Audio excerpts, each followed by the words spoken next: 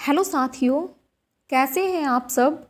मुझे लगता है आप सब बहुत अच्छे हैं। आज मैंने आपके लिए 40 प्रश्न तैयार किए हैं। ये 40 प्रश्न परीक्षा की दृष्टि से बहुत महत्वपूर्ण है। आपसे यही प्रश्न हर बार परीक्षा में घुमा फिरा कर पूछे जाते हैं। ये प्रश्न मैंने राजस्थान प्रदेश भारत में प्रथम टॉपिक से तैयार किए हैं। अगर आपने ये 40 प्रश्न अच्छे से याद कर लिए तो आपको कहीं से भी ये टॉपिक पढ़ने की आवश्यकता नहीं है। ये मेरा विश्वास कीजिए, जो भी प्रश्न बनेगा इस टॉपिक से इन 40 प्रश्नों में से ही बनेगा, ये मेरा वादा है। उसके बाद ये क्लास किसी पर्टिकुलर एक एग्ज़ाम के लिए नहीं है। ये क्लास पटवार के लिए भी है और ये क्लास ग्राम विकास अधिकारी के लिए भी है। चूँकि ग्राम विकास अधिकारी का प्री एग्ज़ाम तो हो चुका है, मेन अभी बाकी है। वैसे तो मेन की डेट फरवरी दे रखी है, लेकिन हो सकता है राजस्थान में लॉकडाउन लग जाए और एग्ज़ाम की डेट पोस्टपोन्ड भी हो सकती है। और ये क्लास आरएएस के लिए भी है और एसआई के लिए भी है, जिसे सब इंस्पेक्टर कहते हैं। ठीक, इतना आपको हो सकता है क्लियर हुआ होगा। उसके बाद आज का जो महत्वपूर्ण फंडा है बात कर लेते हैं। खास बात क्या है, ध्यान दीजिए। मान लीजिए वीडियो की वैकेंसी आई है, जिसे विलेज डेवलपमेंट ऑफिसर कहते हैं और हिंदी में ग्राम विकास अधिकारी कहते हैं।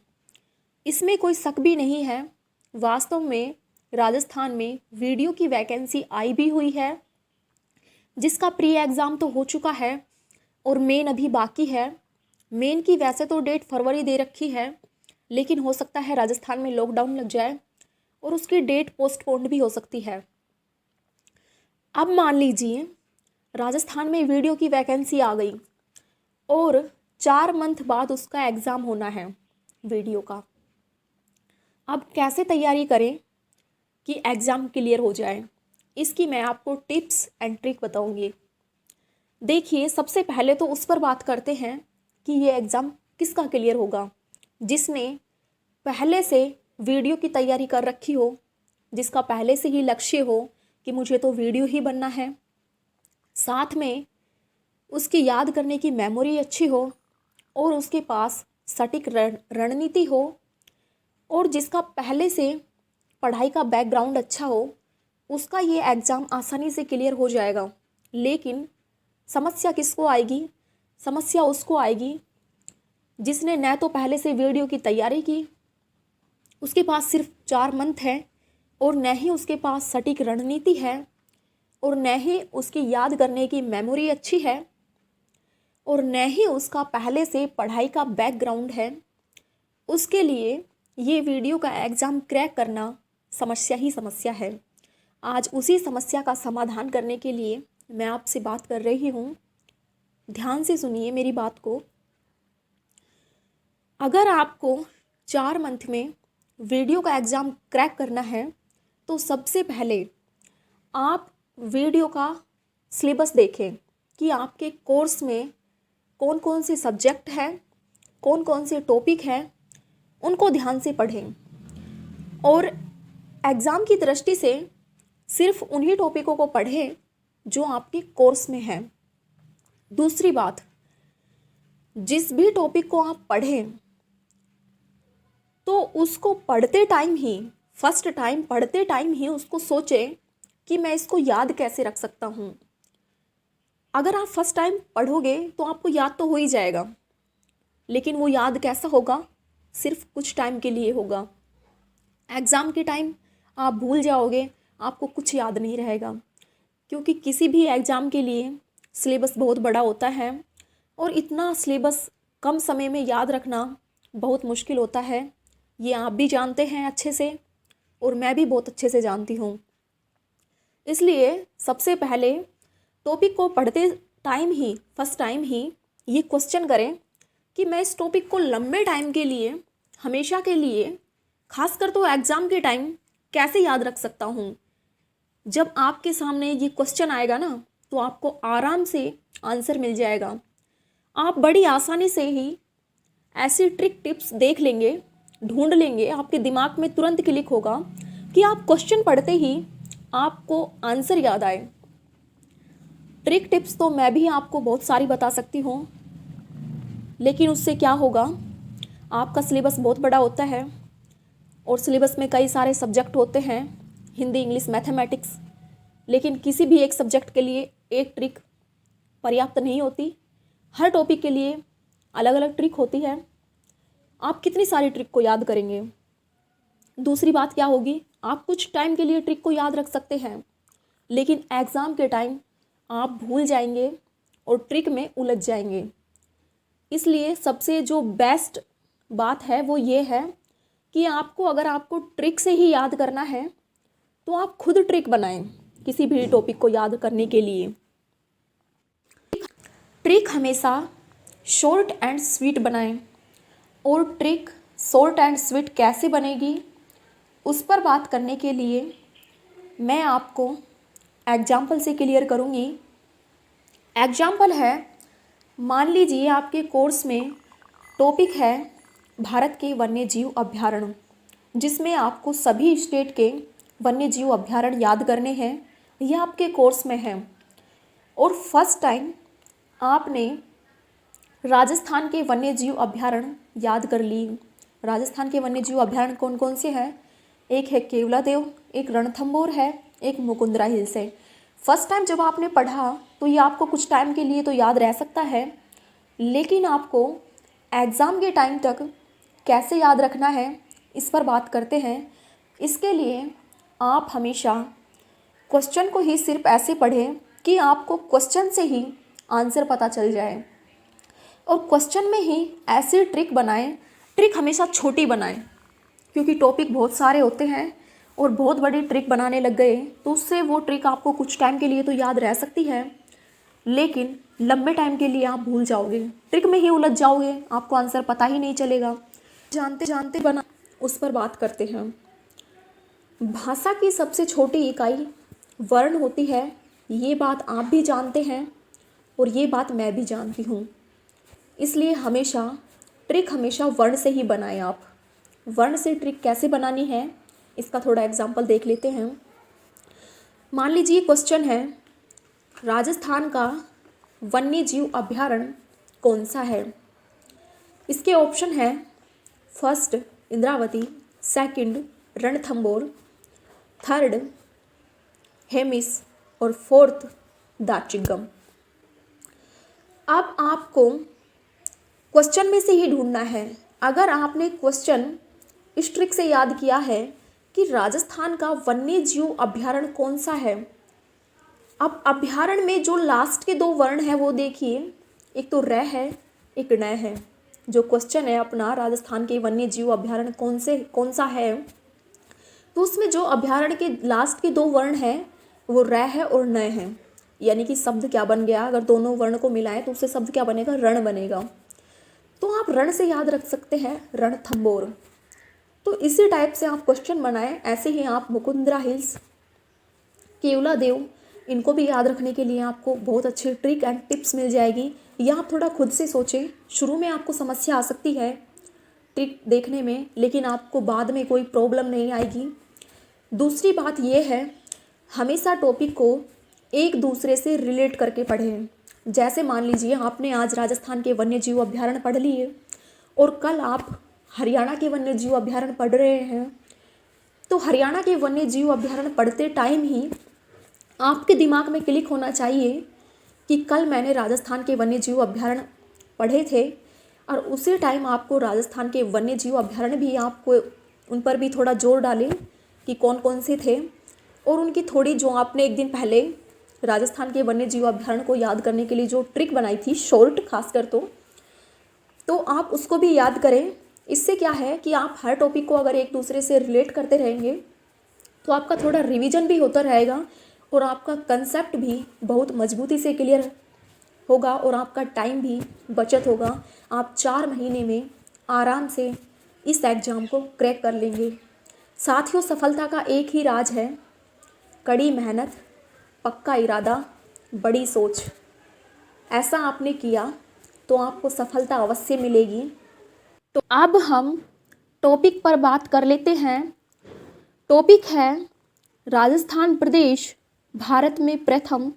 इस टॉपिक से मैंने 40 प्रश्न तैयार किए हैं। अब हम इन प्रश्नों पर एक एक करके बात करते हैं।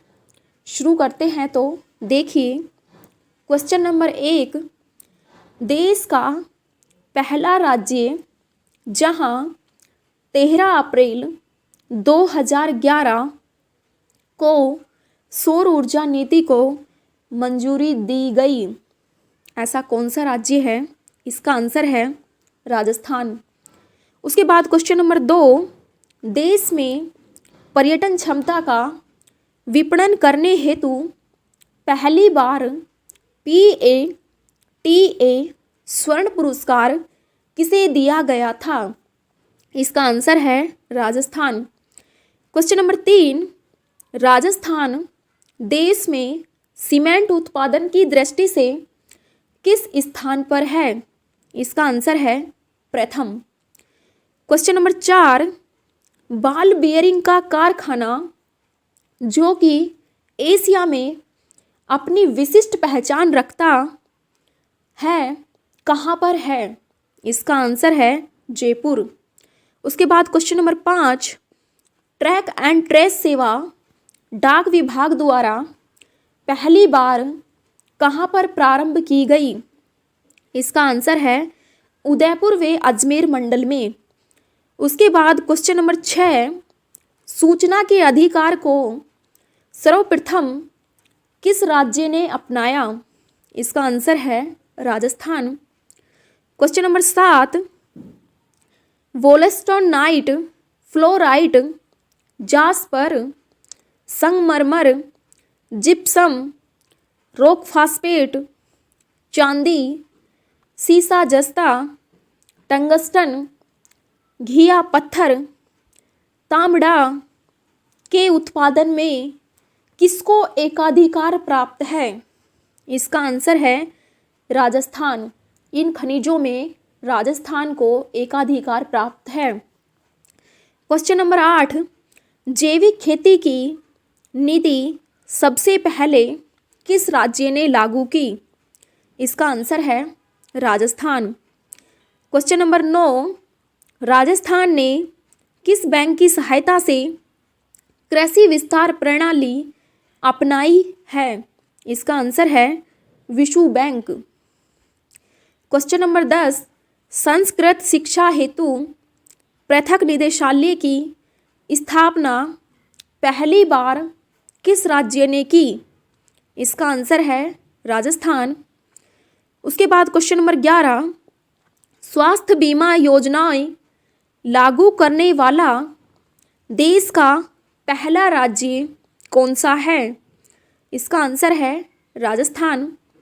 उसके बाद क्वेश्चन नंबर 12, स्थायी लोक अदालतें पूरे राज्य में गठित करने वाला राज्य कौन सा है? इसका आंसर है राजस्थान। यहाँ पर आप एक बात नोटिस कीजिए, मैंने सारे क्वेश्चन के जो आंसर है और क्वेश्चन है वो थोड़े सीक्वेंस से लिए हैं, जिससे आपको याद करने में बहुत आसानी होगी। तो अब बात कर लेते हैं क्वेश्चन नंबर 13, निःशुल्क जेनेरिक दवाइयों का वितरण प्रारंभ करने वाला पहला राज्य कौन सा है? इसका आंसर है राजस्थान। क्वेश्चन नंबर 14, शिक्षा का हक अभियान देश में कहाँ से शुरू हुआ? इसका आंसर है राजस्थान। क्वेश्चन नंबर 15, 2009 में चाइल्ड ट्रैकिंग एक्ट व 2010 में पर्यावरण नीति लागू करने वाला देश का पहला राज्य कौन सा है? इसका आंसर है राजस्थान। क्वेश्चन नंबर 16, मेहंदी उत्पादन में राजस्थान का देश में कौन सा स्थान है? इसका आंसर है प्रथम। क्वेश्चन नंबर 17, जन समस्याओं के निराकरण के लिए सुनवाई का अधिकार अधिनियम लागू करने वाला पहला राज्य कौन सा है? इसका आंसर है राजस्थान। क्वेश्चन नंबर 18, देश में पहला आदर्श लवण पार्क कहाँ स्थापित किया गया? इसका आंसर है नावा, जो कि नागौर में है। बाद क्वेश्चन नंबर 19, भारत में पंचायती राज व्यवस्था का शुभारंभ 2 अक्टूबर 1959 को कहाँ पर किया गया? इसका आंसर है बगदरी गांव, जो कि नागौर में है। उसके बाद क्वेश्चन नंबर 20, देश की पहली रेल बस सेवा 12 अक्टूबर 1994 को किसके मध्य शुरू हुई? इसका आंसर है मेड़ता रोड से मेड़ता सिटी के मध्य, जो कि नागौर जिले में है। उसके बाद क्वेश्चन नंबर 21, एशिया व देश की सबसे बड़ी ऊन मंडी कहाँ पर है? इसका आंसर है बीकानेर। क्वेश्चन नंबर 22, एशिया का प्रथम solar thermal power station 10 megawatt क्षमता का कहाँ स्थापित किया गया? इसका आंसर है भरूखेड़ा, जो कि बीकानेर में है। उसके बाद क्वेश्चन नंबर 23, देश व राजस्थान की पहली जैतून रिफाइनरी कहाँ पर स्थापित की गई? इसका आंसर है लूणकरणसर, जो कि बीकानेर जिले में है। क्वेश्चन नंबर 24, पहली ओरण पंचायत का गठन कहाँ पर किया गया? इसका आंसर है ढोक गांव, जो कि बाड़मेर में है। उसके बाद क्वेश्चन नंबर 25, शराब बिक्री करने वाला देश का प्रथम रेलवे स्टेशन कौन सा है? इसका आंसर है मुनाबाव रेलवे स्टेशन है, जो कि बाड़मेर में है। क्वेश्चन नंबर 26, भारत का पहला ट्रांसपोर्ट हब कहाँ पर है? इसका आंसर है रेल मगरा, जो कि राजसमंद में है। क्वेश्चन नंबर 27, पहला मार्शल आर्ट विश्वविद्यालय कहाँ पर खोला गया? इसका आंसर है उदयपुर। क्वेश्चन नंबर 28, प्रथम ह्यूमन एनाटॉमी पार्क जो कि निर्माणाधीन है कहाँ पर है? इसका आंसर है उदयपुर। क्वेश्चन नंबर 29, भारत की सबसे बड़ी सौर दूरबीन वेधशाला कहाँ पर है? इसका आंसर है उदयपुर। क्वेश्चन नंबर 30, देश का पहला डिजिटल मैप कहाँ पर जारी हुआ? इसका आंसर है उदयपुर। क्वेश्चन नंबर 31, एशिया की सबसे बड़ी सीसा जस्ता की खान कहाँ पर है? इसका आंसर है उदयपुर। क्वेश्चन नंबर 32, राजस्थान का प्रथम व देश का 5वां गर्दभ अभ्यारण्य कौन सा है? इसका आंसर है डूंडलोद, जो कि झुंझुनू में है। उसके बाद क्वेश्चन नंबर 33, प्रथम निजी नर्सिंग कॉलेज कहाँ खोला गया? इसका आंसर है पिलानी में खोला गया, जो कि झुंझुनू जिले में है। उसके बाद क्वेश्चन नंबर 34, पहला 100 किलोवाट क्षमता वाला सौर ऊर्जा संयंत्र कहाँ पर है? इसका आंसर है गोरीर, जो कि झुंझुनू में है।